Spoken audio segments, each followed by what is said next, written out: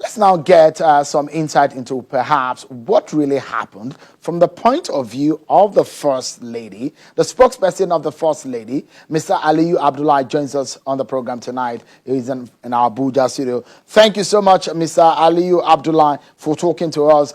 If you look at the tweet of the First Lady, it sounded as though it sounded as tweets from frustration. What is the state of mind of the First Lady as regarding this particular incident? All right. Thank you, Sean, for having me. First and foremost, I think there is need for a background before we can talk about the tweets made by the First Lady. The background being that, for example, I can give example with myself. I have been in the trenches for President Muhammad Buhari since 2011, some of us longer than that. We canvassed, we promised people to actually vote for President Muhammad Buhari from 2011 to 2019.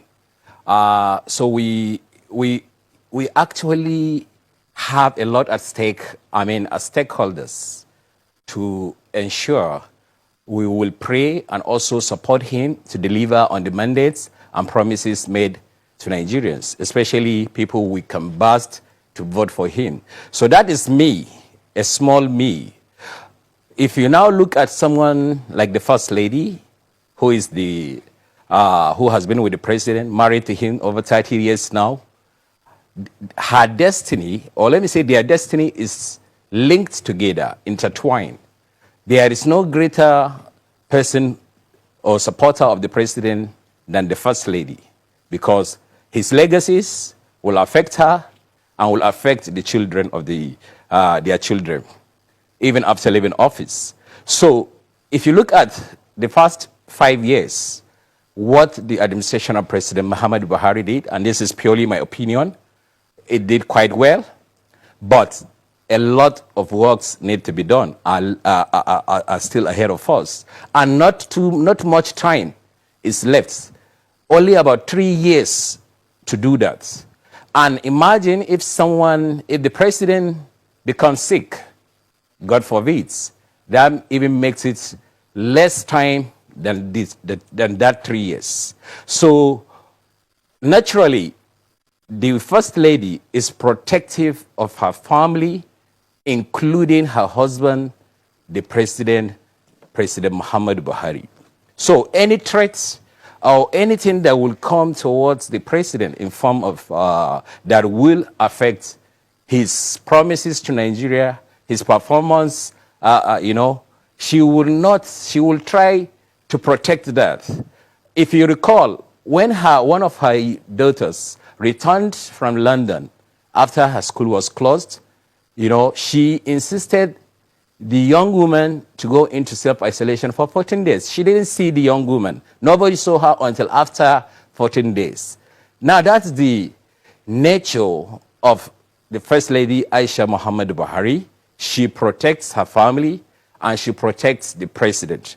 So that is the background I want to lay down. So if you ask about the state of the mind of the First Lady, I'm sure it is from the state of wanting to protect the president. We all know that this COVID-19 is real, and it's still here with us.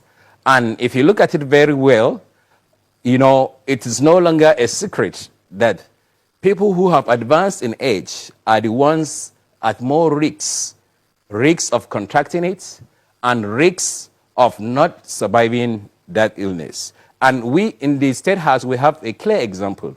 Our former Chief of Staff, late Mal Abakari, may God bless his soul, rest his soul, is a prime example for that. So if you look at the totality of that, it is not out of turn or out of the ordinary for the First Lady to insist that she protects her husband and her members of her family. All right, Now, so even some of us, Mr. Abdullah, we have not actually. Mr. Abdullah, so let's get some of the questions on the minds of Nigerians. Since you're speaking for the First Lady and you are here with us, let's get some facts out there. And I'd like to ask you some very quick questions. Is it true that an aide to the president just returned to the State House?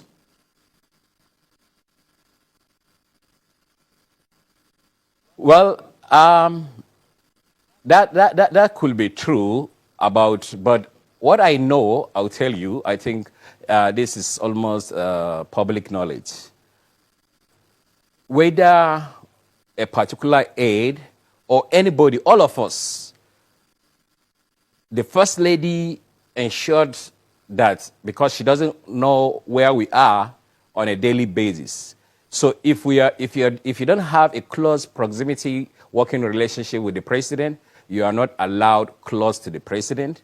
You know, for more than 7 weeks, for someone like me, I haven't been to the residence.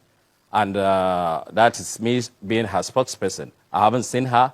I don't go to the residence. So I think this applies to also all the other people working even on the side of the president. If I may quickly ask these questions also, Mr. Abdullah. Like I said, I wanted us to have some answers to some quick questions.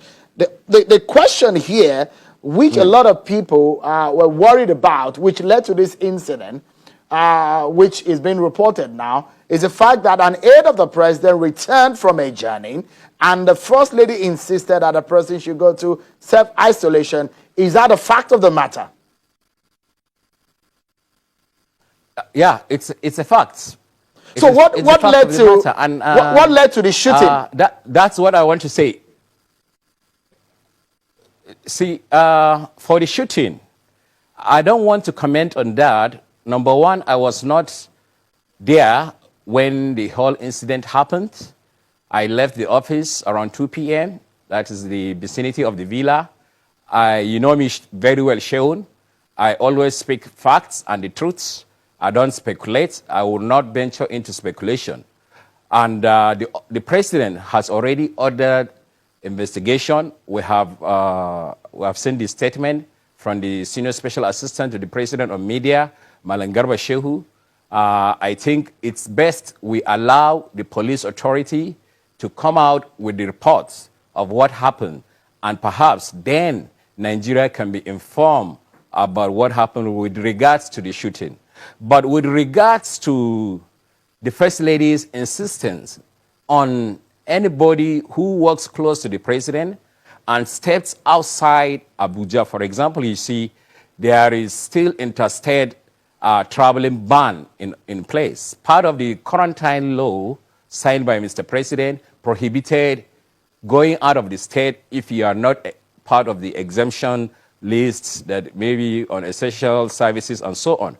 So if you go out, it's not out of the ordinary for people working with the president, you know, his security, to advise and aid that isolate yourself, you know, for the sake of the president, especially if you visit a state that is an epicenter of COVID-19.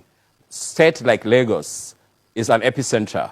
So, and if the wife of the president, if the First Lady comes into the situation and also insisted, and that is why I laid that background, it is coming from a place of love. That place of love, place where she wants to protect her husband. And like I have said, it's no secret that COVID-19 affects, the more you are advanced in age, the more you are susceptible to that, and also the more your chances of not surviving it if you have advanced in age. So it is love and nothing else. All right. So let me quickly ask you. These are two quick questions. Also, are the aides of the First Lady still in the custody of the police as we speak? In my opinion, I think they are still in the custody of the police. So tell us also and clarify for us, the aide of the president in question, is any of his aide in the custody of the police too? I don't believe so. I don't know.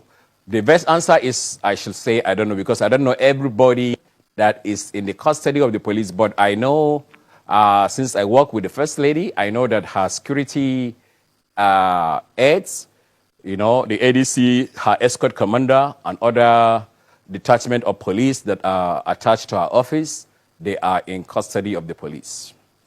Can you tell us, is the First Lady unhappy about some of the things that are happening around her husband? Sheun, like what? Okay, so if I may ask you a direct question, is there any possibility of some people who may want things other than what the First Lady wants for her husband around the president?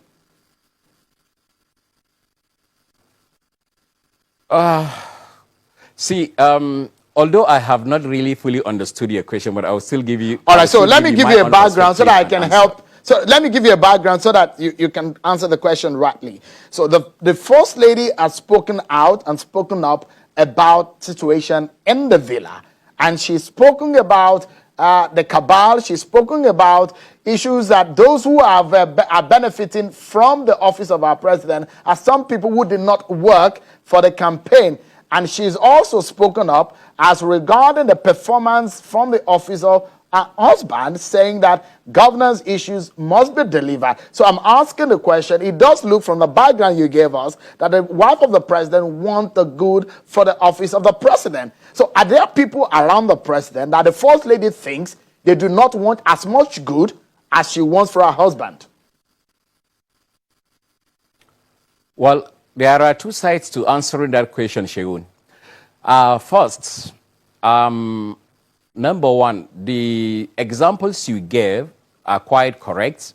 She had a public interview, I think, sometimes in 2016, and also when she attended an annual general meeting of the NSCI, and she called on the appointees of the president to help, Mr. President in discharging their mandate so that the president can also be absolved and also deliver on his own promises to Nigerians. She made that call.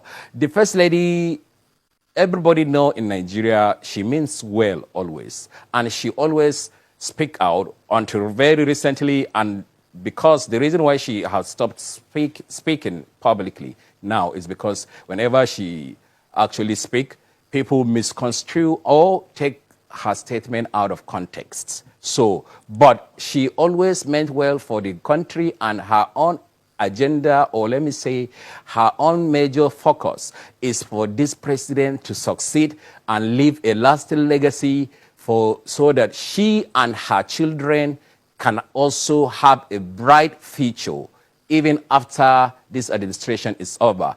You have to understand where the First Lady is always coming from. Now, to the second leg of the answer to the second leg of your question, whether there are people in the villa that the First Lady is not happy with, I am not in her state of mind to answer, to know what is really in her mind, to answer that question, whether she likes Mr. A or Mr. B or not. I cannot. I have never discussed such things with her. So I wouldn't know. If I do that, if I say that, that means I'm venturing into the realm of speculation. And you know me very well, Sheun, I don't do that. I speak only the facts or what I'm briefed to actually speak on. So, but by and large, what I believe is it is one presidency. It is one government. It is one president. Whoever that is in that state house must have the interest of the president to succeed. And in a larger sense, all Nigerians, I believe, wanted President Muhammad Buhari to do well and succeed. And so are the people inside the State House. They wanted that as well, because all of us, not only the first family, but all of us, our lives are intertwined, and we have a linked destiny with the president. His success is ours. His failure is ours, like the rest of the country. Mr. Ali Abdullah, spokesperson to the First Lady, Mrs. Aisha Buhari. Thank you so much, Mr. Abdullah, for your time tonight. I wish the First family well. Thank you for having me. Thank you.